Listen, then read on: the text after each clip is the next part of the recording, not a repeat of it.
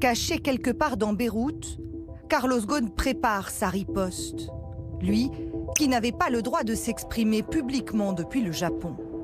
Une conférence de presse à l'envergure internationale, organisée en un temps record, qui se tiendra ce mercredi dans cet immeuble.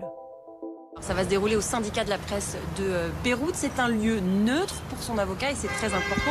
Alors c'est pas très grand, hein. Il y a une centaine de journalistes pour l'heure qui est accrédité. Or, parmi les journalistes japonais qu'on a interviewés, qu'on a pu rencontrer, aucun ne peut nous certifier ce soir qu'il a bien ses accréditations. L'ancien patron de Nissan, plus combatif que jamais selon ses conseils, aurait un droit de regard sur les invités accrédités. On aurait voulu savoir pourquoi il s'est échappé du Japon et comment il a fait. Lui, qui pour l'heure a joué la fille de l'air, va se présenter comme un homme accessible. Après une déclaration, il répondra aux questions pendant 1h30, non pas derrière un pupitre, mais debout, au milieu des journalistes. Au ficelle de cet événement, celle qu'on surnomme la papesse de la communication, la française Anne Méot, connue pour ses conseils dans les affaires Kerviel ou Fillon.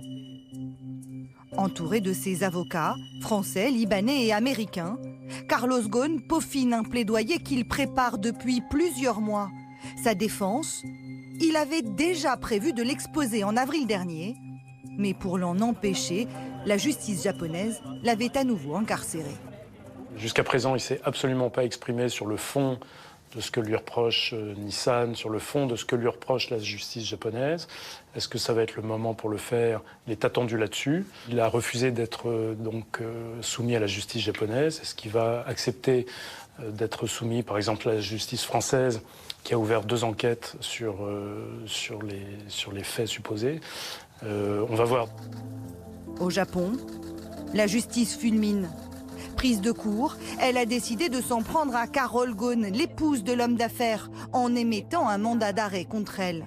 Ce qui justifie le mandat d'arrêt de Carol Ghosn officiellement, c'est parce qu'elle aurait fait des fausses déclarations au procureur en avril dernier. Mais on voit bien que ça n'intervient pas par hasard en ce moment. Il vient de s'enfuir, Carlos Ghosn, et les médias japonais disent que Carol Ghosn, elle est peut-être le cerveau de cette fuite, celle qui aurait tout organisé. Donc ils réclament son arrestation immédiate, les Japonais, même si pour l'instant ce mandat d'arrêt, il est exclusivement japonais. Si lors de sa conférence de presse, Carlos Ghosn ne devrait pas s'attarder sur les détails de son évasion, le voile se lève peu à peu sur l'organisation mise en œuvre.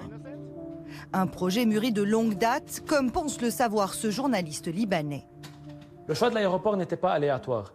Les 2 types qui étaient avec M. Ghosn avaient entrepris plus de 20 visites au Japon durant les derniers mois. Ils ont étudié au minimum 10 aéroports.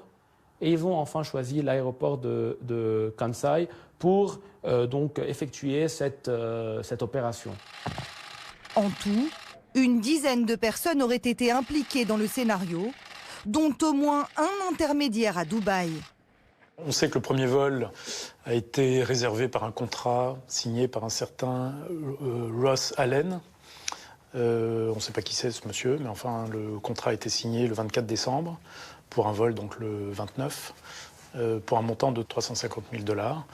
Et le paiement a été fait le même jour par une autre société, par une autre personne, qui est une société de Dubaï, sur laquelle on essaie d'enquêter en ce moment. Et c'est la moitié du règlement qui a été effectué. Un solde de 175 000 $ reste donc à payer à la société de location des jets privés. Une petite somme comparée au prix de l'exfiltration, qui pourrait s'élever à plusieurs millions d'euros.